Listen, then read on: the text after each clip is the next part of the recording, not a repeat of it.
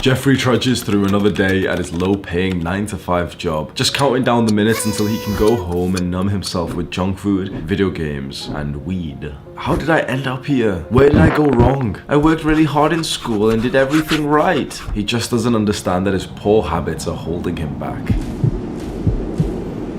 Adonis.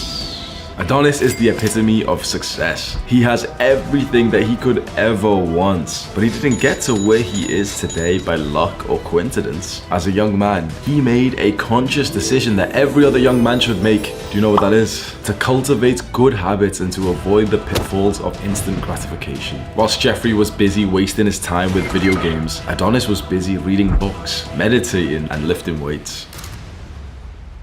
Number 1, stop checking your phone all the time. Just this morning, I'm on my phone just reading the scripts that I'm gonna record today. And I promise, okay, I've not had this in a while. I had such a huge desire to just around on my phone, to go look at on Instagram, to go on Reddit and just go look at all the weak people on there. I had like such a huge urge to literally just sit on the toilet for an extra 20 minutes, just scrolling and scrolling. I literally physically felt like the symptoms of craving for this, and I didn't do it, but honestly it drained a lot of my willpower. I just feel tired now. I want you to imagine yourself in this exact same scenario. You've just woken up and you're just about getting ready for the day, and you're on your phone for something kind of productive, right? You needed to check the school timetable, or you needed to message someone today because they're gonna pick you up to go to work or to the gym, right? But then after that, you get the desire that it wouldn't be that bad if you just checked some other apps. Maybe you get the desire, the very short one, to just swipe from the top of the screen to see what notifications you have there. You see, these small desires, just the small things that are so easy not to do, can actually drastically change how the entire day goes on. Because that day where you wake up and you do start to check your notifications, and there is someone who has messaged you and you gotta message them back, and then you go onto one of the apps and you go on one of those and you start scrolling and stuff first thing in the morning for even 20 minutes, you know that the entire rest of the day just feels worse. You feel lethargic. You're not moving with the same like gust that you used to have. The second habit that you've got to stop doing right now, especially whilst you watch this video, is to stop being so sensitive. A lot of people, especially weirdly young men, are so sensitive these days that when you're called out on some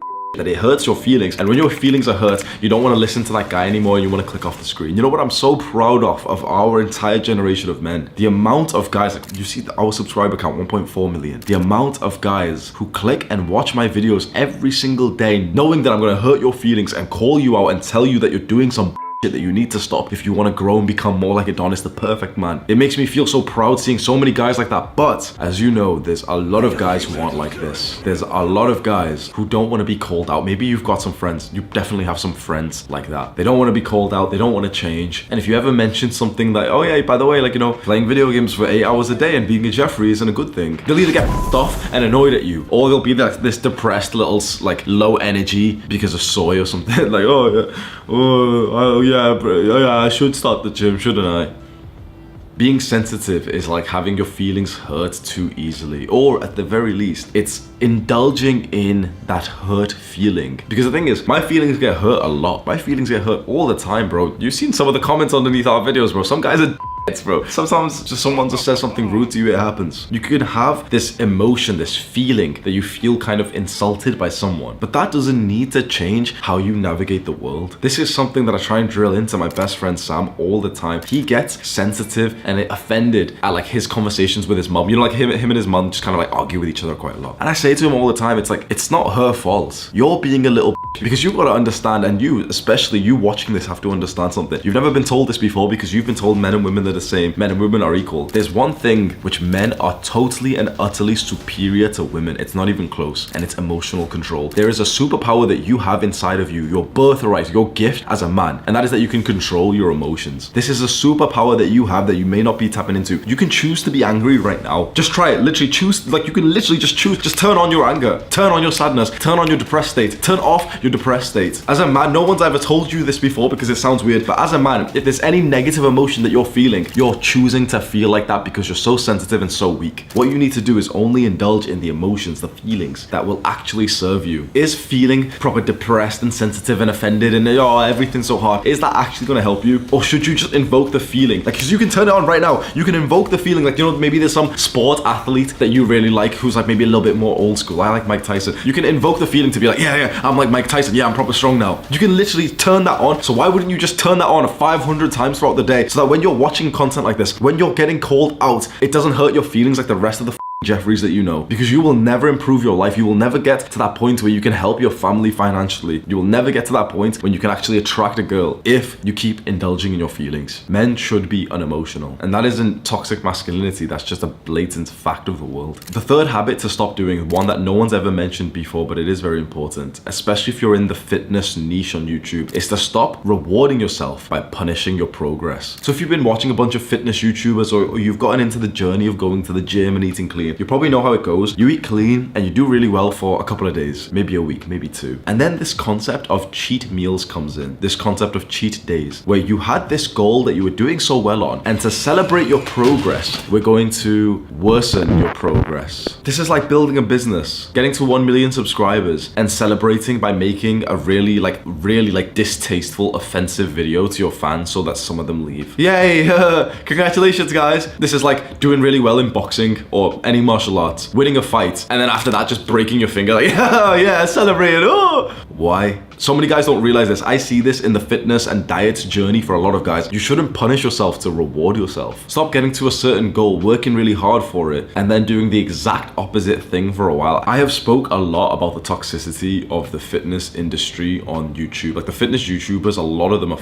horrible people. Like they don't seem like it, but a lot of them are literally just brain dead. A lot of them have eating disorders, and the issue is that when you're a creator like myself, when you're an influencer, the people who watch you will be influenced and become more like you. And so when you see these fitness YouTubers who show you like, oh yeah, cheat day, Krispy Kreme, ice cream, cheesecake, McDonald's, and oh, Starbucks, their fans will follow suit. And these unmasculine people, even if they're men, the fitness influencers, they're just bad people because they don't even realize that they've got a responsibility to serve and help their people who watch. And by making videos all the time of like, yeah, 10,000 calorie challenge, and oh, I've just did my bodybuilding competition, time to binge eat for like 4 days straight, and oh, I've gained 25 pounds, oh, life is so hard. You shredded down for your bodybuilding competition, you made so much progress, and then you just ate 20 donuts the day after, and now you're like, oh, bodybuilding so hard, I binge ate after I did my competition. When you make progress in some goals that means a lot to you, maybe it's your fitness, maybe it's your YouTube channel, maybe it's your studies, don't then reward yourself by doing the thing that's going to undo some of that hard work. The way to reward yourself is with something that is entirely positive, but maybe even in another niche. So for example, you do really well in boxing, like you've been training really hard, you've been going 3 times a week, 5 times a week, right? After a couple of weeks, maybe however long it's going to take you, buy a nice pair of boxing gloves. Okay, that's actually a really nice reward, isn't it? And the same with diet. You've been losing weight, you've been doing really well. Instead of rewarding yourself with a cheat meal, maybe reward yourself with a new shirt that fits really nicely now. How about your studies? You get a really good grade. After you get that good grade, would you reward yourself by getting a hammer and just bashing your skull with it? Because yeah, like, I got smart to do this, so I should make myself dumb now, because that's what people in the fitness industry think. I got lean to do this, now let's make ourselves fat to reward ourselves. No. You do really well in one of your grades, okay, go out with your friends then. Have a good time. This is supposed to be common sense, but these days people don't really use their brains much. I have a very interesting point now. The fourth habit to stop doing is to stop being blue-pilled, black-pilled, or even red-pilled. If you don't know exactly what these are, the pills, red pill, blue pill, black pill, these are kind of like niches, communities online of ways to navigate dating as a man. And the blue pill is just kind of the normal conventional one of like, yeah, just be a nice guy here. Black pill is like, nope, if you weren't born with like this eyelid shape, if you weren't 6'3", then you can never ever get girls. Obviously black pills for like lazy people. Every black pill is like 25% body fat and their breath stinks. They don't even brush the back of their tongue, and they're like, yeah, it's genetics, it's because I'm not 6'4". If you're not 6'4", then you can't get girls. Bro, your breath stinks. What are you doing? It's not because you're not 6'4", bro. And the red pill is probably the best version of these. The red pill gets confused a lot. If I had to summarize it, it's literally just telling men, okay, be more alpha, which is a really good thing to say to men. It's telling them, okay, stop being like a beta male, the kind of beta who has to like provide and just spend time with a girl when she's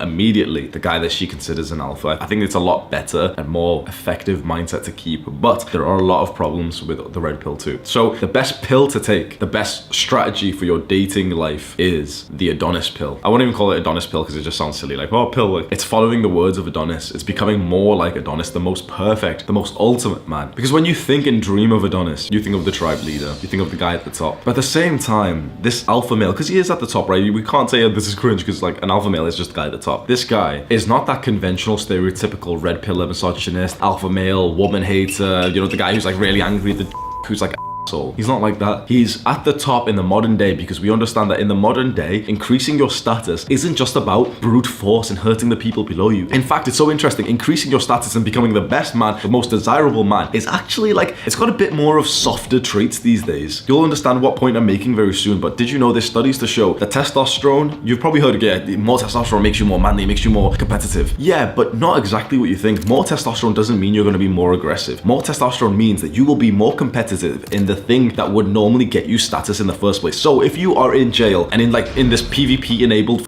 wilderness, like you're in jail, everyone's like fighting each other, you know, the biggest guy wins kind of thing, more testosterone will make you better at fighting. But this has been studied. If you are currently playing a game where generosity is rewarded, where essentially if you are more generous, if you are more kind, you are seen as higher status. If we pump you full of testosterone, you will literally be more kind, be more generous, because testosterone isn't just, oh yeah, male hormone, yeah, I'm angry. No. What testosterone does is make you seek status more, and obviously you use your brain to think, okay, how do I get status? So if I pump myself full of testosterone now, I wouldn't just be like punching the camera, I wouldn't just like get my girl in here, pull her hair or some. What I would do is probably make more of these videos because this is the thing giving me status. Testosterone just makes you chase status in whatever you perceive is the best way to do so, which isn't always that stereotypical masculine way. And so with this understanding of testosterone, with our new lens of the world, where we realize that those old brute force kind of masculine traits don't really work, we realize these days that the kind of people who become the most successful are actually extremely likable, influential people. And so taking these pills and being part of like these small communities may get you some progress, but the greatest thing that you can do is try to become the ultimate man in all areas, and that's what following the words of Adonis will do for you. Like I always say, this is not a normal YouTube channel. Every other YouTube channel you've seen, the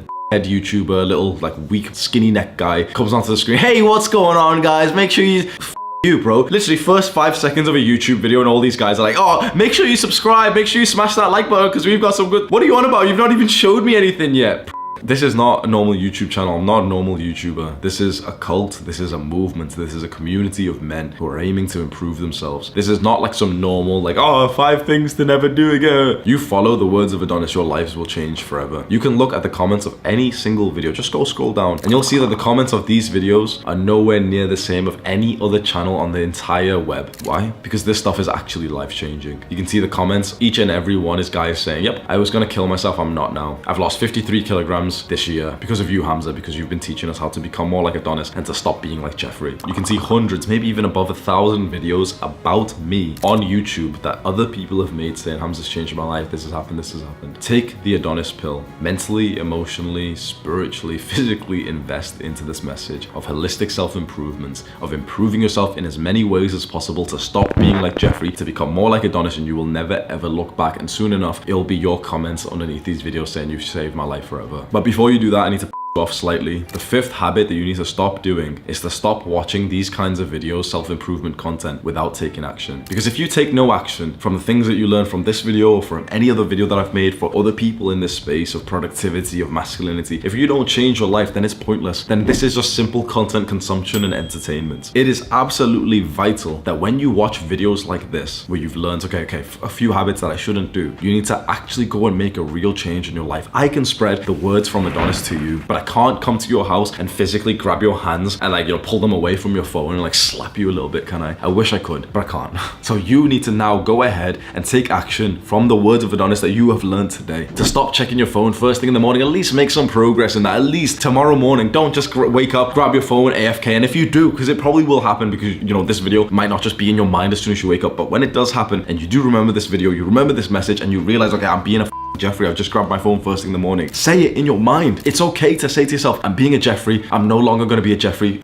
This, I'm throwing my phone away. I'm going to go do some work now. I'm going to go do 10 push-ups right now to punish myself. You've learned now about what habits to avoid. And if you are interested, there is a message from Adonis about the 7 habits to actually start doing. The 7 habits that will fix your life. Do the hard work, especially when you don't feel like it. Mwah.